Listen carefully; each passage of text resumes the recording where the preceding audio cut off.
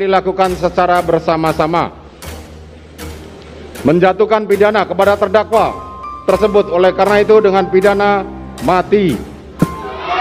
Memerintahkan terdakwa tetap berada dalam tahanan. Dan saya selalu mengatakan saya setuju koruptor itu dijatuhi hukuman mati. Ini undang-undang yang berlaku sekarang, ya. Khususnya mengenai korupsi ini, maka sudah waktunya dihukum mati para pelaku korupsi ini.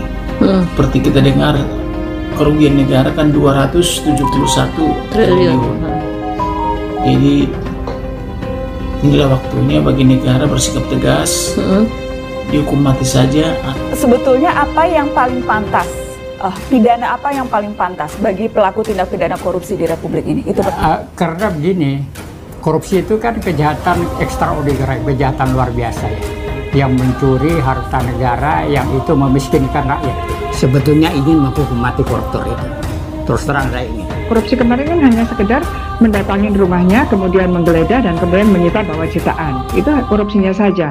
Tapi kan itu tidak signifikan. Yang paling signifikan adalah uang hasil kejahatan dari 271 triliun entah berapa orang itu kemana saja dan siapa. Yang orang terdekat pasti nomor satu yang akan dimintain keterangan, atau termasuk pihak keluarga, istri gitu, atau suami misalnya.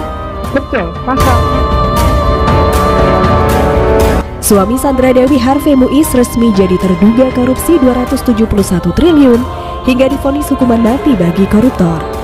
Kasus dugaan korupsi tata niaga komoditas timah yang menjerat suami dari aktris Sandra Dewi Harvey Muiz masih terus bergulir di Kejaksaan Agung Republik Indonesia. Sandra Dewi pun terseret dan dipanggil untuk diperiksa dalam kapasitas sebagai saksi dalam kasus yang menjerat suaminya tersebut. Suami dari Sandra Dewi Harvey Muiz telah ditetapkan sebagai tersangka oleh Kejaksaan Agung dalam kasus dugaan korupsi timah. Diduga, Harvey Muiz telah merugikan negara senilai 271 triliun rupiah. Menanggapi kasus korupsi yang menyeret Harvey Muiz, pengacara Kamarudin Simanjuntak pun menyinggung hukuman mati bagi koruptor. Selain itu, Kamarudin juga menyebut Sandra Dewi bisa terancam dimiskinkan. Kamarudin Simanjuntak berharap keluarga pelaku korupsi timah dimiskinkan. Kamarudin Simanjuntak meminta pemerintah bisa tegas menuntaskan kasus ini. Kamarudin mengatakan tidak ada alasan bagi seorang istri untuk tidak mengetahui dari mana asal pertambahan harta pasangannya, sehingga Sandra Dewi berpotensi ikut terseret kasus korupsi sang suami. Korupsi mencoreng sektor pertambangan timah di Indonesia. Korupsi terjadi dalam tata niaga timah wilayah izin usaha pertambangan timah TBK. Kasus tersebut melibatkan suami aktris Sandra Dewi Harvey Muiz.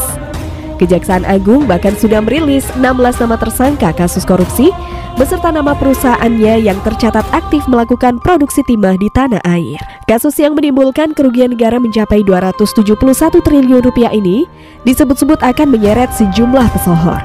Sorotan dari berbagai pihak terhadap kasus ini semakin tajam.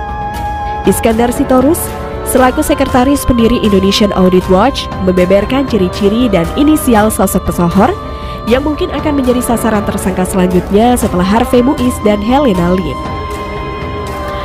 Meski belum mengungkapkan secara gamblang, Iskandar menyebut bahwa inisial yang terkonsolidasi dalam kasus ini adalah C, S, D, dan SD. Tak hanya itu, Iskandar juga mengisyaratkan bahwa calon tersangka dalam kasus ini sebagian besar adalah wanita, meskipun masih melibatkan beberapa sosok pria. Ia berharap Kejaksaan Agung segera mengidentifikasi mereka yang terlibat dalam kasus yang merugikan negara ini.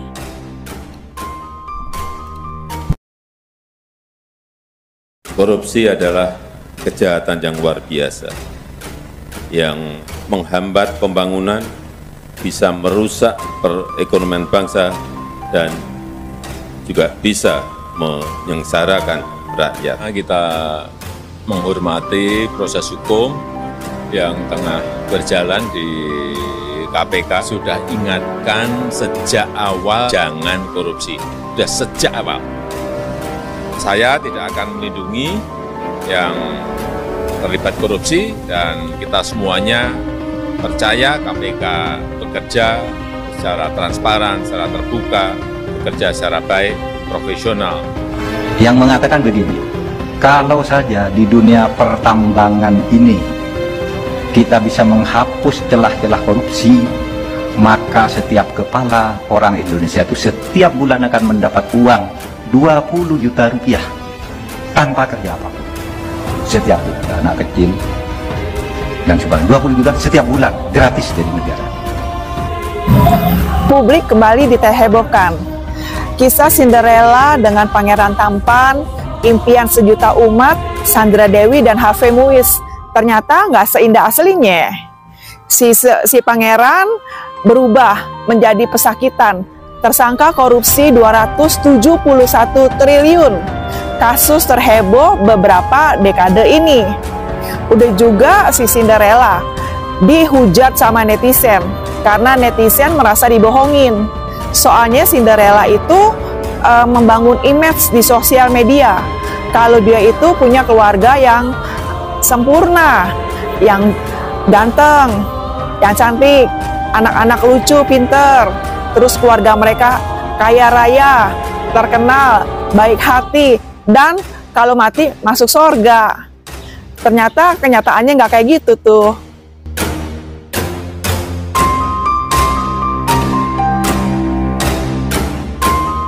Harvey Muiz, suami Sandra Dewi, dikecam hingga dimarahi oleh pemerintah karena korupsi dan merugikan negara. Harvey Muiz, tersangka kasus mega korupsi, diyakini mendapat backing orang yang sangat kuat.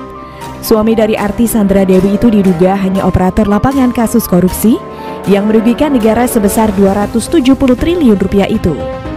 Dalam kasus dugaan korupsi tata niaga komoditas timah wilayah izin usaha pertambangan atau IUP PT Timah Tbk tahun 2015 sampai 2022 tersebut, Kejaksaan Agung juga menetapkan Helena Lim sebagai tersangka. Tersangka yang disebut terakhir juga dikenal sebagai Crazy Rich Pantai Indah Kapuk atau PIK. Sebutan itu muncul karena Helena punya rumah super mewah yang dilengkapi kolam renang besar di tengah rumah.